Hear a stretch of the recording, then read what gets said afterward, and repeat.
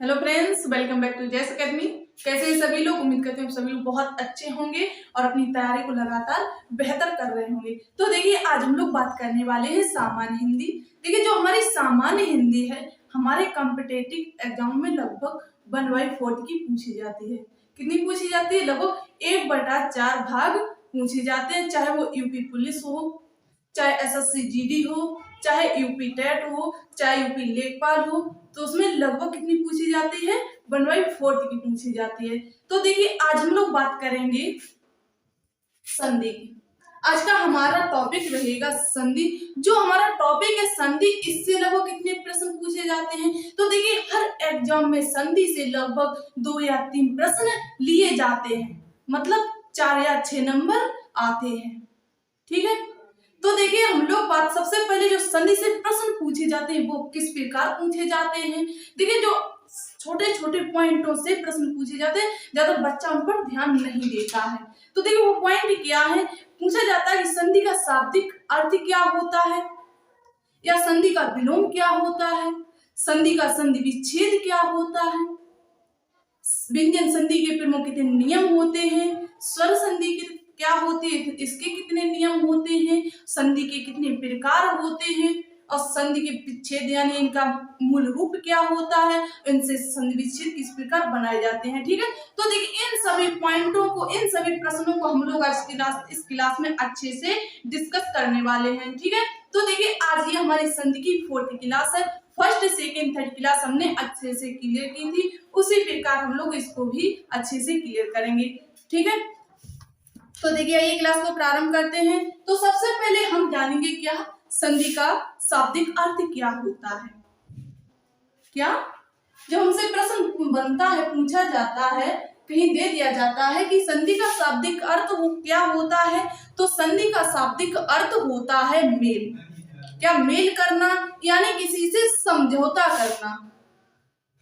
क्या? संधि का मतलब क्या होता है? मेल करना या किसी से समझौता करना। देखिए, जब दो राजा होते हैं, आपस में युद्ध करते हैं, जब उनमें सुलह हो जाते हैं, आपस में क्या करते हैं? संधि कर लेते हैं, और संधि कर लेते हैं या समझौता कर लेते हैं और इकट्ठा हो जाते हैं। ठीक है, इसी प्रकार हमारी ये हिंदी में भी संधि है।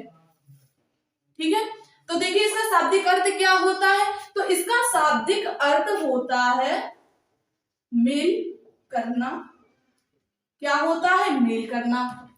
अब बात आती है कि संधि का विलोम क्या होता है, तो संधि का विलोम होता है विग्रह। क्या होता है?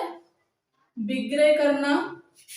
ठीक है, अब पूछा जाए संधि का संधि विच्छेद क्या होता है, संधि विच्छेद किस प्रकार बनता है, तो इसको भी देख लीजिएगा। जो संधि का संधि विच्छेद बनता है, तो इसका संधि विच्छेद बनता है सम धन धी। क्या है? सम प्लस धी बराबर क्या बनता है? संधि। क्लियर होगी इतनी बात? चलिए, अब बात करते हैं जो संधि की परिभाषा है, ये किस प्रकार बनती है। यानी संधि है ये, देखो, राजाओं में संधि को आपस में 2 राजा मिल जाते हैं तब संधि बनती है। जो हमारी हिंदी है, इसमें किस प्रकार संधि आपस में संधि मिलाई जाती है। ठीक है, तो देखिए, जो हमारी संधि, इसकी परिभाषा बनेगी कि 2 वर्णों के परस्पर मेल से, किसके? 2 वर्णों के, ये 2 वर्ण है, इनके परस्पर मेल से जिनमें विकार परिवर्तन यानी विकार उत्पन्न होता है, तो उसे हम क्या कहते हैं? उसको ही हम संधि कहते हैं। ठीक है, क्या होता है कि 2 वर्णों के परस्पर मेल से जो विकार उत्पन्न होता है, इसमें जो बदलाव आते हैं, जो परिवर्तन आता है, वही हमारी क्या कहलाती है? संधि कहलाती है। ठीक है, इतनी बात क्लियर हो गई। तो चलिए, अब बात करेंगे क्या संधि के भेद की।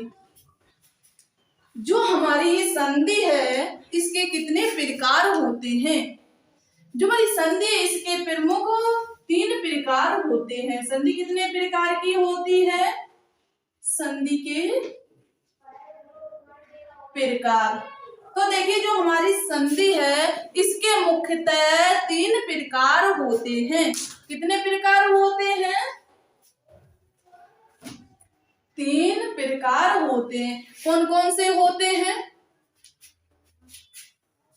देखिएगा, ध्यान दीजिएगा सभी लोग।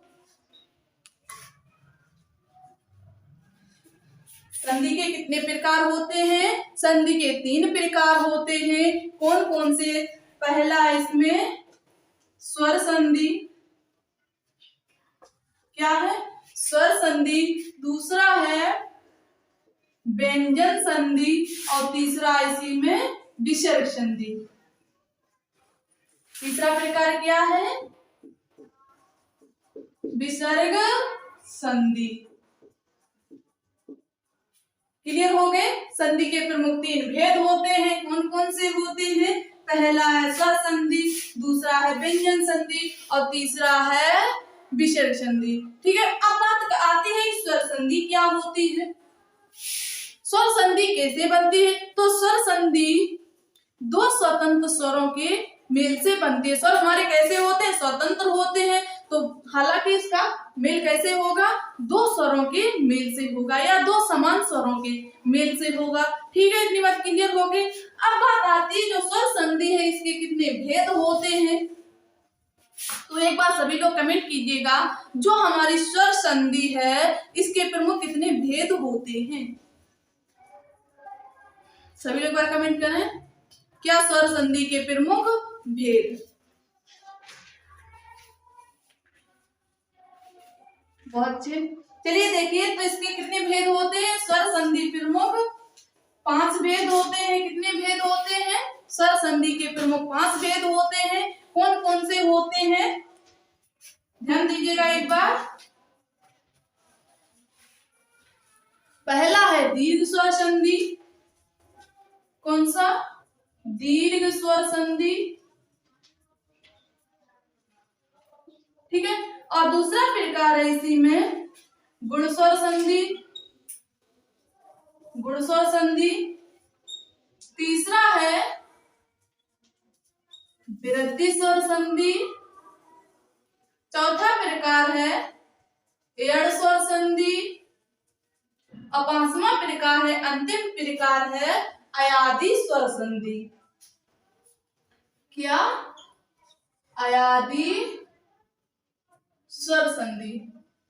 क्लियर हो गए स्वर संधि के भेद? तो स्वर संधि के प्रमुख 5 भेद होते हैं। कौन कौन से? दीर्घ स्वर संधि, गुण स्वर संधि, वृद्ध स्वर संधि, एड़ स्वर संधि और अयादी स्वर संधि। क्लियर हो गए? अब बात आती है व्यंजन संधि। क्या? व्यंजन संधि। तो देखिए, व्यंजन संधि के प्रकार नहीं होते हैं, व्यंजन संधि के नियम होते हैं, यानी जो व्यंजन संधि है रूलों पर आधारित होती है। ठीक है, तो देखिए जो हमारी व्यंजन संधि है इसके प्रमुख 3 नियम होते हैं, या मूल रूप से 3 नियम कह सकते हैं। ठीक है, तो जो हमारी व्यंजन संधि है इसके कितने नियम होते हैं प्रमुख रूप से? तो प्रमुख इसके 3 नियम होते हैं। कितने नियम होते हैं? 3 नियम होते हैं। कौन कौन से? देखिएगा सभी लोग। तो इसमें पहला हो जाएगा गोसत्व व्यंजन संधि। क्या? सॉरी, गोसत्व नहीं, जसत्व व्यंजन संधि होगा। पहला नियम कौन सा होगा? व्यंजन संधि का पहला नियम होगा जसत्व व्यंजन संधि।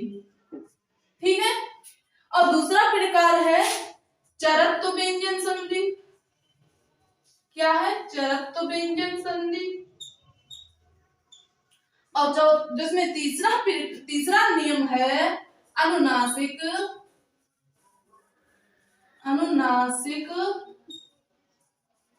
या अनुस्वार व्यंजन संधि भी कहते हैं। ठीक है, अनुनासिक या अनुस्वार व्यंजन संधि।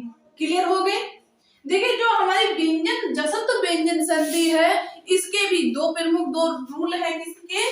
जो जसत्व व्यंजन संधि है ये 2 प्रकार से बनाई जाती है। ठीक है, और जो चरत्व व्यंजन संधि है इसका कोई रूप नहीं है, कोई अन्य नियम नहीं है। ठीक है, अब बात आती है अनुनासिक या अनुस्वार व्यंजन संधि। देखिएगा, जो हमारे अनुनासिक या अनुस्वार व्यंजन संधि है इसके 7 नियम होते हैं। देखिए, इसके अंतर्गत जो सब वर्ड संबंधी नियम होते हैं, वो सभी वर्ड संबंधी नियम अनुनासिक या अनुस्वार व्यंजन संधि के अंतर्गत आते हैं। किसके अंतर्गत आते हैं? शब्द संबंधी नियम। वो सभी शब्द संबंधी नियम अनुनासिक या अनुस्वार व्यंजन संधि के अंतर्गत आते हैं। क्लियर हो गई बात? चलिए अब बात आती है विसर्ग संधि की। इसको भी पहले हम लोग क्लियर करेंगे। देखिए हम लोगों ने जो 3 क्लासों में क्लियर किया था संधि क्या होती है, संधि के कितने प्रकार होते हैं, व्यंजन स्वर संधि क्या होती है, स्वर संधि के कितने प्रकार होते हैं, व्यंजन संधि क्या होती है, व्यंजन संधि के प्रमुख नियमों पर चल रहे थे। तो देखिए हम लोग व्यंजन संधि के नियम में जसोक्त व्यंजन संधि के नियम क्लियर कर चुके थे। ठीक है, हम लोग कर रहे थे अनुनासिक या अनुस्वार व्यंजन संधि के नियम। ठीक है, उसमें एक नियम हो भी गया था मां संबंधी नियम। जो मां वर्ड है उसका नियम हो गया था। ठीक है, तो इसमें नेक्स्ट पॉइंट बनाइएगा। इतनी बात क्लियर हो गई? चलिए बहुत अच्छे। अब इसमें नेक्स्ट पॉइंट बनेगा, जो बच्चे नए जुड़े हैं इसको तो इसमें नेक्स्ट पॉइंट डालने क्या, अनुनासिक या अनुस्वार व्यंजन संधि। देखिए जिन लोगों ने हमारी पिछली क्लास नहीं पढ़ी है एक बार देख लें ताकि ये सारे पॉइंट अच्छे से क्लियर हो जाएं। ठीक है, कि दीर्घ स्वर संधि किस प्रकार बनती है, गुण स्वर संधि किस प्रकार बनती है, वृद्धि स्वर संधि किस प्रकार बनती है, एड़ स्वर संधि किस प्रकार बनती है, अयादि स्वर संधि किस प्रकार बनती है, इन सभी को हमने अच्छे से इन क्लासों में डिस्कस किया है। ठीक है, तो चलिए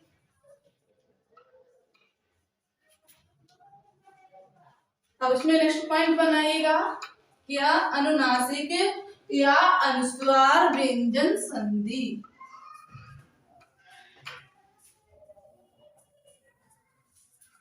अनुनासिक या अनुस्वार व्यंजन संधि। तीसरा नियम है अनुस्वार या निर्नासिक व्यंजन संधि। कर लिया सभी ने पॉइंट नोट?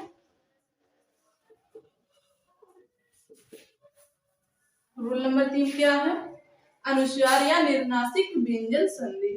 देखिए इसमें हम लोगों ने मां संबंधी एक नियम पढ़ लिया था।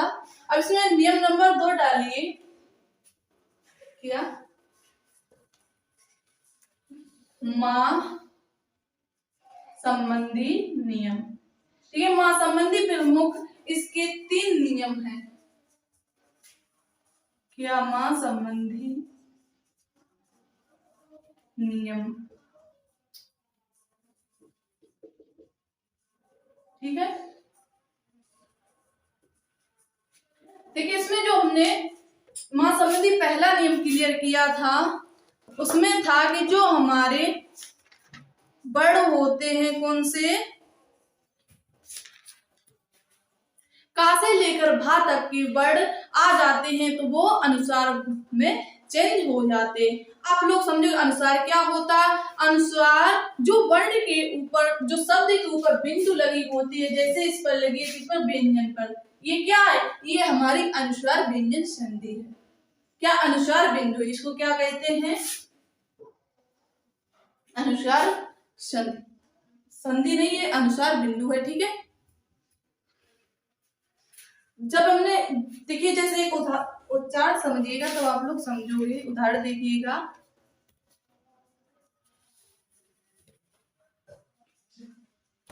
जैसे हमने इसमें लिया था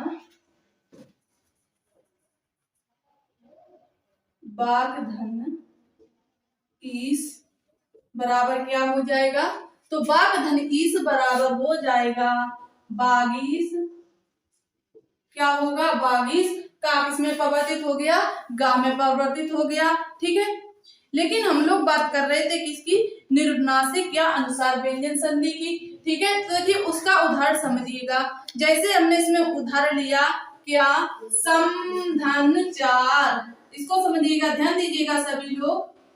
सम धन चार, देखिए इसका संधि शब्द क्या बनेगा, जब इसको आपस में मिलाएंगे, जब इसका मेल करेंगे तो इसका संधि शब्द बन जाएगा संचार। क्या बन जाएगा, संचार। यानी कि जो हमारा माँ है वह किसमें चेंज हो जाएगा, वो अनुस्वार में चेंज हो जाएगा। ठीक है, माँ के स्थान पर क्या आ जाएगा, माँ के स्थान पर अनुस्वार बिंदु आ जाएगी। ठीक है, क्लियर है। इसी प्रकार हमारा दूसरा नियम है। देखिए दूसरा नियम क्या है, इसको भी समझिए। ठीक है,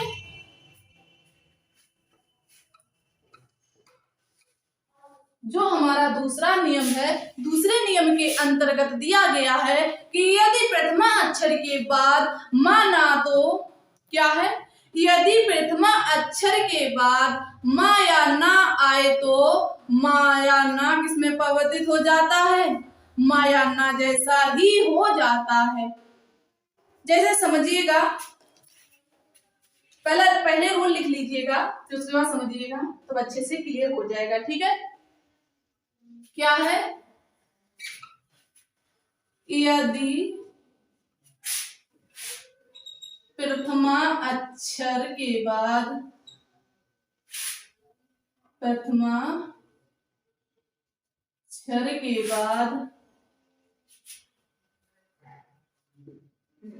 ठीक है, के बाद क्या आ जाए, माँ या ना आ जाए तो जो हमारा माँ है किसमें परिवर्तित हो जाएगा, तो ये माँ या ना में ही परिवर्तित हो जाएगा। किसमें, माँ या ना में ही परिवर्तित हो जाएगा। ठीक है, हो जाएगा। क्लियर हो गई इतनी बात। अब समझिएगा, जैसे इसमें देखिए जो प्रथमा अक्षर होता है संधि में क्या होता है, एक प्रथमा अक्षर होता है, एक अंतिमा अक्षर होता है। ठीक है, जैसे देखिए ये प्रथमा अक्षर है, प्रथमा अक्षर में क्या है, अगर कहीं पर प्रथमा अक्षर में क्या माँ दे दिया जाए, माँ संबंधी नियम चल रहा है, तो प्रथमा अक्षर में आएगा माँ प्लस अंतिमा अक्षर में क्या आएगा, तो अंतिमा अक्षर में माँ या ना आ जाएगा। क्या आ जाएगा, माँ या ना आ जाएगा। तो जो हमारा ये वाला माँ है ये किसमें परिवर्तित हो जाएगा, ये जो माँ है ये माँ या ना में ही परिवर्तित हो जाएगा, यानी कि जैसे का तैसा ही रहेगा। क्लियर हो गई इतनी बात। आप समझिएगा, जैसे हमने इसमें उदाहरण लिया, अब आप लोग ध्यान दीजिएगा। देखिए ये चीजें कोई रटने वाली चीजें नहीं है, सिर्फ समझने वाली है। ठीक है, जब अच्छे से समझ में आ जाएगा तो मैं कोई कंफ्यूजन नहीं रहेगी। अब समझिएगा, जैसे हमने इसमें उदाहरण लिया, उदाहरण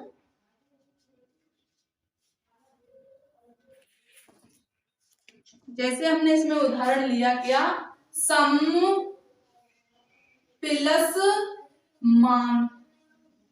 देखिए अब इसका क्या हो जाएगा, देखिए इसमें माँ संबंधी नियम दिया गया तो हर वर्ड में प्रथमा अक्षर माँ ही मिलेगा। देखिए इसमें जो हमने नियम क्या है, यदि प्रथमा अक्षर के बाद माँ या ना आए तो माँ या ना में ही परिवर्तित हो जाएगा।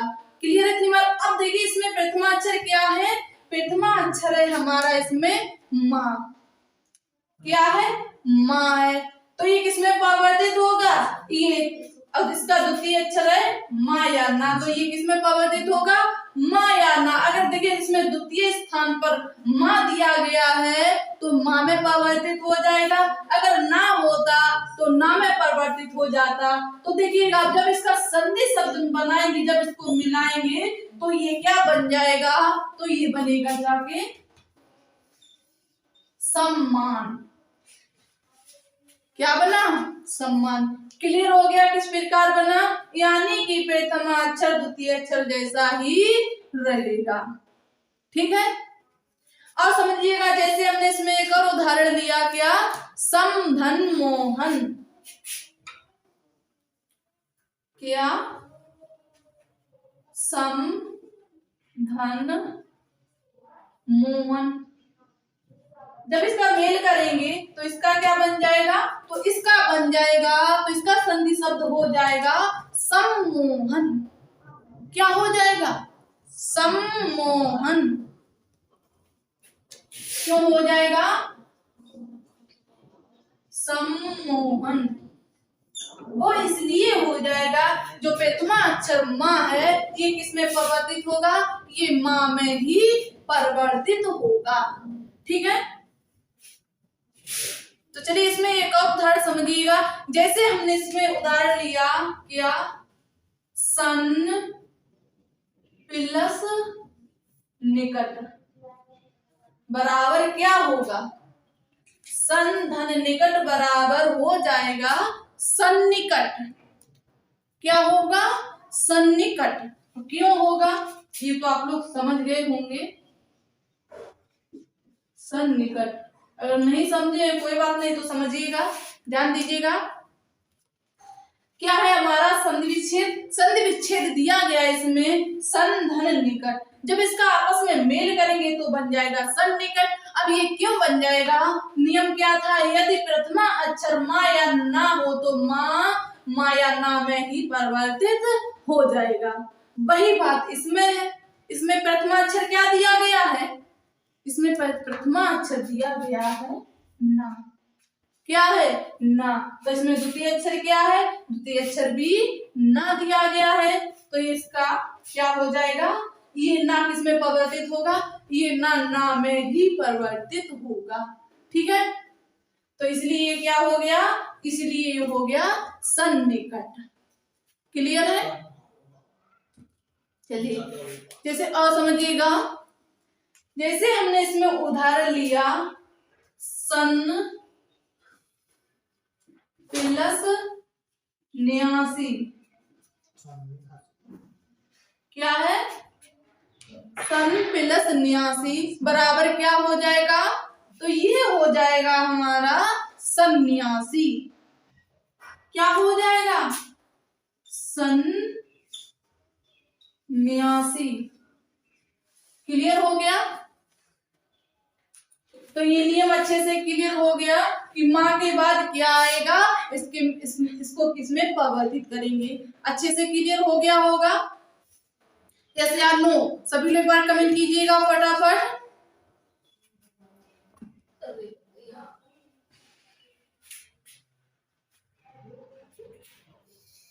बहुत अच्छे, नोट कर लिया सभी ने, यस मैम।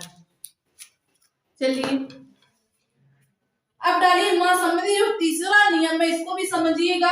ये था माँ संबंधी दूसरा नियम, इसी प्रकार है माँ संबंधी तीसरा नियम, इसको भी समझेंगे। इसमें किस प्रकार के अक्षर आते हैं, कौन से वर्ड किसमें परिवर्तित होंगे। ठीक है, इसको भी हम लोग अच्छे से क्लियर करेंगे।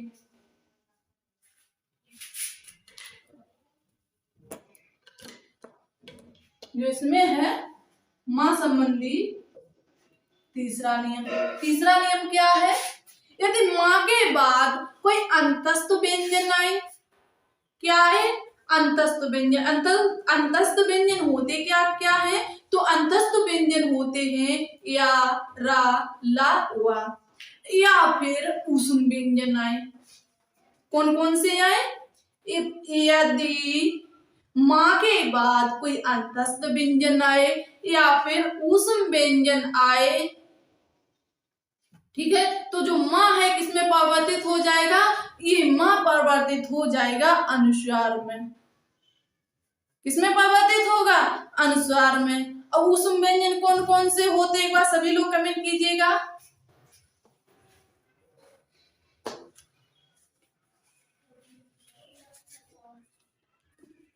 चलिए बहुत अच्छे।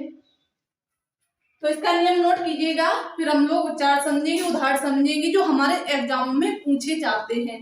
ठीक है, हम वही उदाहरण करवाएंगे जो हमारे एग्जाम में पूछे गए हैं, जो हमारे लिए इम्पोर्टेंट रहते हैं। ठीक है,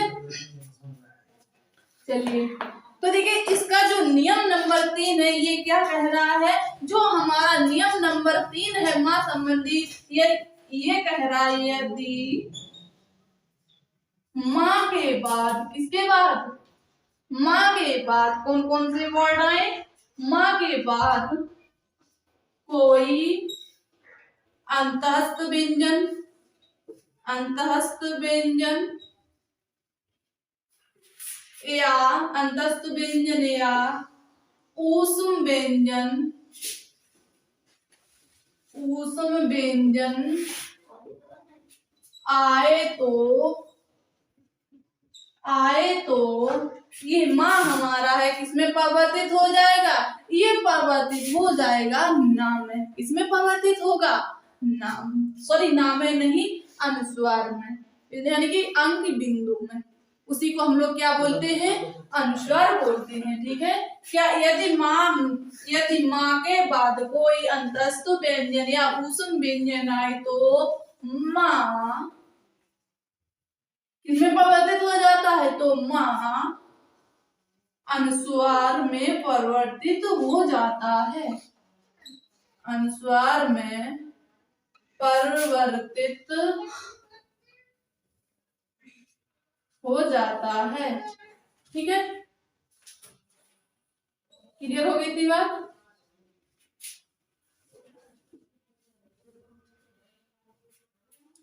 समझिए, जैसे इसमें समझिएगा, ठीक है, प्रथमा अक्षर ये है क्या? ये हमारा प्रथमा अक्षर, इसमें दिया गया है माँ। क्या दिया गया है? इसके अंतर्गत है माँ। और देखिए जो दूसरा अक्षर है, द्वितीय अक्षर है, इसके अंतर्गत आ जाए कोई अंतःस्थ व्यंजन या फिर ऊष्म व्यंजन। ठीक है, देखिए जब इसका परिवर्तन, जब इसका मेल करेंगे, जब इनकी हम संधि बनाएंगे तो ये माँ किसमें परिवर्तित हो जाएगा? जब ये वाले वर्ड आएंगे तो हमारा ये माँ है, ये परिवर्तित हो जाएगा अनुस्वार में। किसमें परिवर्तित होगा? अनुस्वार में। क्लियर है इतनी बात? चलिए अब समझिएगा, जैसे हमने उदाहरण लिया समधन एम बराबर क्या होगा? उदाहरण लिया हमने इसमें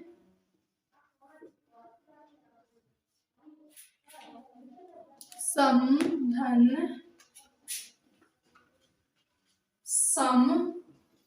एम बराबर हो जाएगा संयम। क्या होगा? संयम। समधन एम बराबर हो जाएगा संयम। क्यों होगा? हमने आपको बताया था, ये जो माँ है इसमें परिवर्तित हो जाता है, ये माँ परिवर्तित हो जाता है अनुस्वार में। क्यों हो जाएगा? ये या है, ये कैसा व्यंजन है? ये हमारा अंतःस्थ व्यंजन है। ठीक है, क्लियर है इतनी बात? चलिए और समझिएगा, जैसे हमने इसमें उदाहरण लिया समधन रचना। क्या है अगला उदाहरण है हमारा इसमें? समधन रचना। असमधन रचना बराबर क्या हो जाएगा? जब हम इसको मिलाएंगे, हमारा संधि विच्छेद है समधन रचना, जब इसका हम संधि मेल करें, संधि शब्द बनाएंगे तो ये हो जाएगा हमारा संरचना। क्या हो जाएगा? संरचना। ये आप लोग समझ गए होंगे क्यों हो जाएगा? ये माँ परिवर्तित हो जाएगा अनुस्वार में। ठीक है, क्यों हो जाएगा? इसका द्वितीय अक्षर कैसा है? द्वितीय चर है अंतःस्थ व्यंजन। ठीक है, तो और समझिएगा, जैसे हमने दूसरा उदाहरण लिया इसमें समधन योग। क्या है? समधन योग बराबर हो जाएगा, क्या होगा? संयोग। समधन योग बराबर हो जाएगा संयोग। क्लियर है इतनी बात? समझ गए?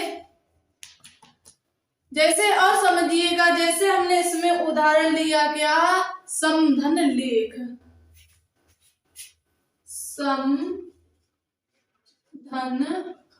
लेख। समधन लेख बराबर क्या होगा? समधन लेख बराबर हो जाएगा संलेख। क्या होगा? संलेख।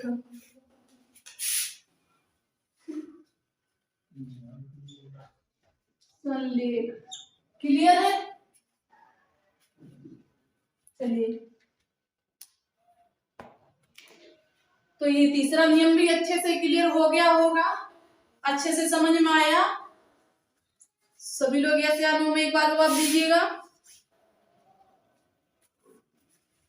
फिर हम लोग नेक्स्ट पॉइंट क्लियर कर रहे हैं।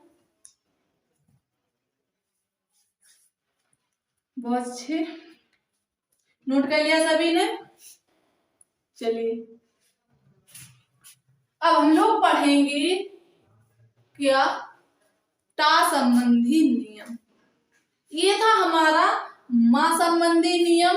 अब हम लोग पढ़ेंगे टा संबंधी नियम। ठीक है, टा संबंधी नियम।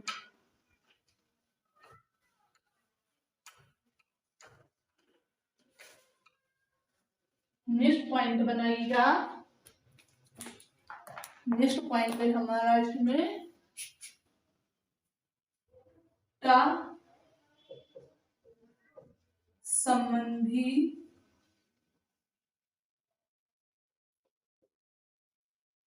नियम। सभी ने कर लिया नोट? Point note? पॉइंट है हमारा इसमें टा संबंधी नियम। देखिए, जिस प्रकार हमने समझे थे मां संबंधी नियम, उसी प्रकार हम लोग समझेंगे टा संबंधी नियम। जब हम टा संबंधी नियम समझेंगे, इनमें कौन से वर्ड आते हैं और टा हमारा इसमें परिवर्तित होता है। ठीक है, तो ध्यान दीजिएगा, जो हमारा टा संबंधी नियम है, यदि इसके अंतर्गत देखिए नियम नंबर पहला है कि यदि ता या दा के बाद, किसके बाद? ता या दा के बाद जा या झा हो, तो जो हमारा ता या दा है किसमें परिवर्तित हो जाएगा? तो ये हमारा परिवर्तित हो जाएगा जा में।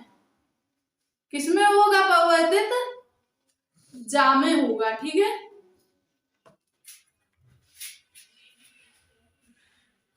ये टा संबंधी नियम नहीं है, ता संबंधी नियम है। ठीक है,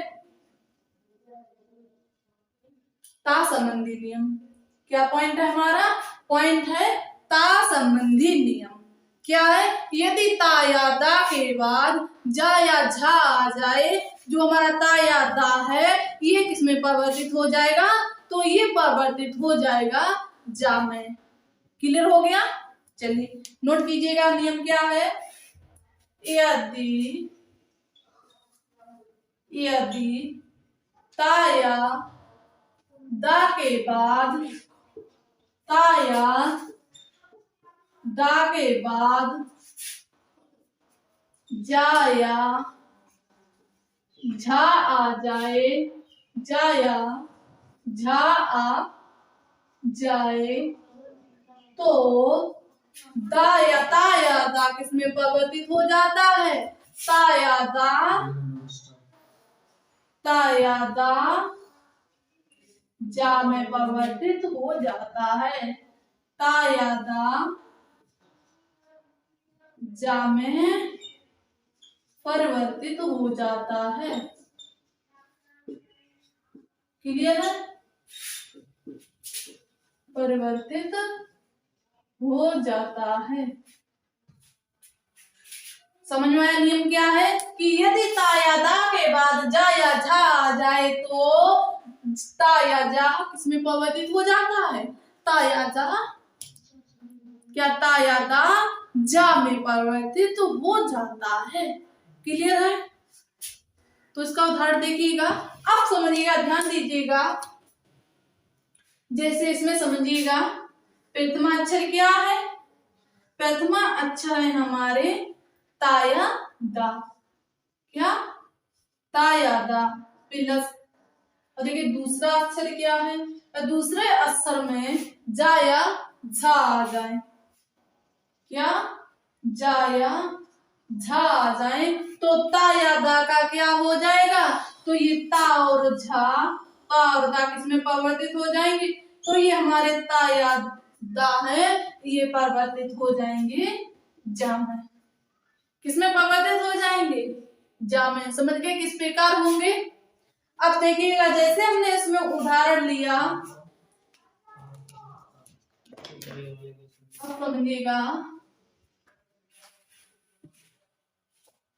जैसे हमने इसमें उदाहरण लिया क्या, उद्धन ज्वल, उदाहरण है हमारा इसमें उद्धन ज्वल। देखिए उद्धन ज्वल बराबर क्या हो जाएगा, ये हमारा ता आया, किसके बाद, ता के बाद क्या आ गया, जा। यही नियम है कि ता या दा के बाद जा या झा आ जाए तो हमारा ता या दा किसमें परिवर्तित हो जाता है, तो हमारा ता या दा जा में परिवर्तित हो जाता है। ठीक है, तो जब हमारा ये ता जा में परिवर्तित हो जाएगा तो उद्धंजल बराबर क्या बन जाएगा, तो हो जाएगा उज्ज्वल। क्या बनेगा, उज्ज्वल। ठीक है, उज्ज्वल। क्लियर हो गया, उज्ज्वल। जैसे इसमें हमने एक और उदाहरण लिया, उदाहरण है हमारा विपत धन जाल बराबर क्या होगा, विपत धन जाल।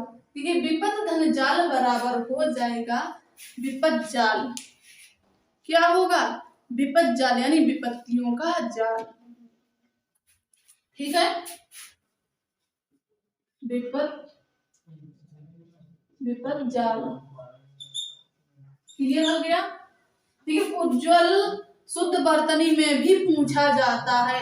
जो हमारा उज्ज्वल शब्द है ये शुद्ध वर्तनी में बहुत बार पूछा गया है। ठीक है, उज्ज्वल शुद्ध रूप से इसी प्रकार लिखा जाता है, किस प्रकार, उज्ज्वल। ये वाला हमारा कैसा रहता है, सही रहता है, इसको ध्यान में रखिएगा। ठीक है, चलिए बहुत ठीक।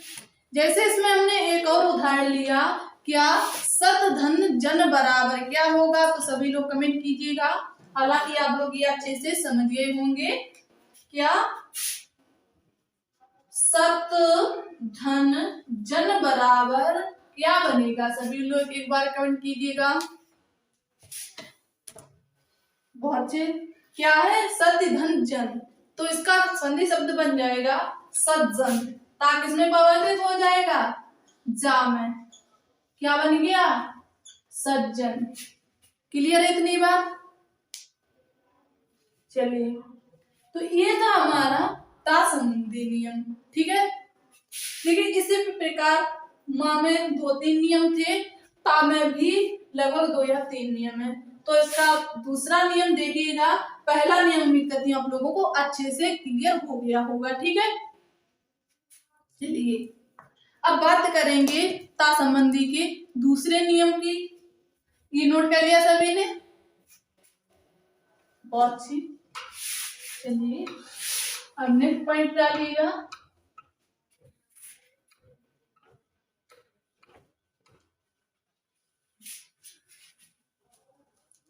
देखिए दूसरा नियम क्या है ता संबंधी। दूसरे नियम के अंतर्गत दिया गया है, क्या है कि यदि ता या दा के बाद कोई सा वर्ड आ जाए, किसके बाद, ता या दा के बाद कोई सा वर्ड आ जाए तो हमारा ता या दा किसमें परिवर्तित हो जाता है?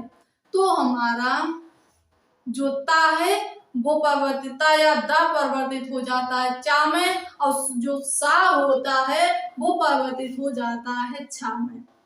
किसमें परिवर्तित होता है? छा में। एक बार फिर से समझिएगा, क्या है कि यदि ता या दा के बाद सा आए तो कौन सा वर्ड आए? शा, शरीफा वाला, ठीक है।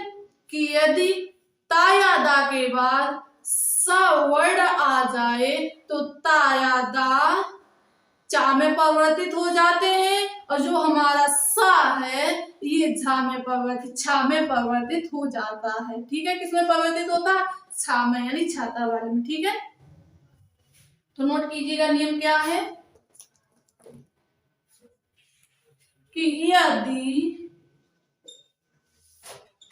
ता या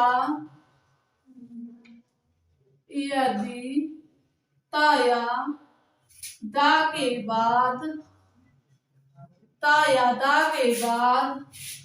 सा वर्ड आ जाए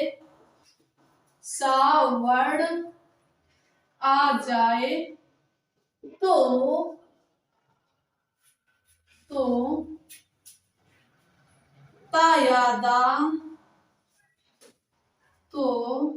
ता या दा किसमें परिवर्तित हो जाते हैं?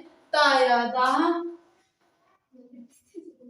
चा में परिवर्तित, ता या दा चा में, और जो सा है हमारा सा परिवर्तित हो जाता है छा में। किसमें परिवर्तित हो जाता है? छा में। क्लियर है इतनी बात? जैसे आप समझिएगा, प्रथमा अक्षर है हमारा ता या दा, ठीक है। प्लस क्या आ जाए? दूसरे वर्ड में आएगा सा, यानी द्वितीय अक्षर होगा सा, ठीक है। अब देखिए इसमें जो हमारा ता या दा है ये किसमें परिवर्तित हो जाएगा? तो ये परिवर्तित हो जाएगा चा में, चाहे ताए चाहे उसके स्थान पर दाए, तो ये किसमें परिवर्तित हो जाएगा? ये परिवर्तित हो जाएगा चा में, और ये जो सा है ये परिवर्तित हो जाएगा किसमें? छा में। क्लियर है इतनी बात? समझ गए किस प्रकार? अब समझिएगा, जैसे हमने इसमें उदाहरण लिया,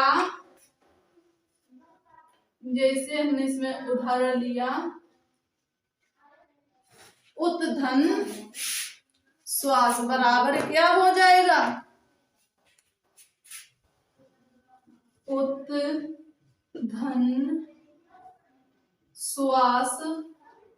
उत्धन श्वास बराबर क्या होगा? देखिए ये ता या दा किसमें परिवर्तित होगा?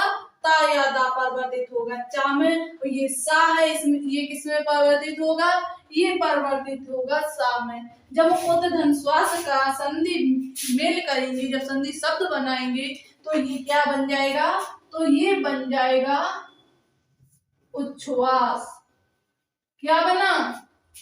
उच्छ्वास। समझ गए किस प्रकार परिवर्तित होता है? चलिए देखिए और समझिएगा, जैसे हमने इसमें उदाहरण लिया क्या? तत् धन शरीर, उदाहरण है हमारा इसमें तत् धन शरीर। तत् धन शरीर बराबर क्या हो जाएगा? तत् धन शरीर बराबर हो जाएगा तत्शरीर। क्या होगा? तत्शरीर। आप लोग समझ गए होंगे किस प्रकार ये परिवर्तित होगा, ठीक है। उम्मीद करते ये ता संबंधी दूसरा नियम भी अच्छे से क्लियर हो गया होगा। सभी लोग एक बार कमेंट करें यस या नो।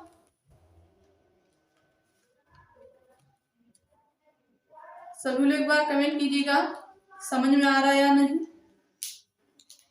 फिर हम लोग नेक्स्ट पढ़ेंगे ना संबंधी नियम।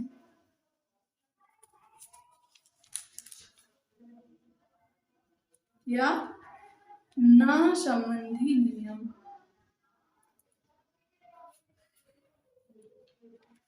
टाइम कितना हुआ?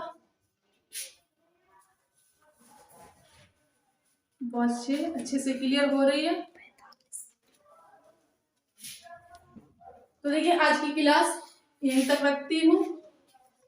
जो आगे शेष नियम बचे हैं वो क्लियर करेंगे नेक्स्ट क्लास में। तब तक के लिए आप अपनी तैयारी को अच्छे से करते रहिएगा। फिर मिलेंगे नेक्स्ट क्लास में।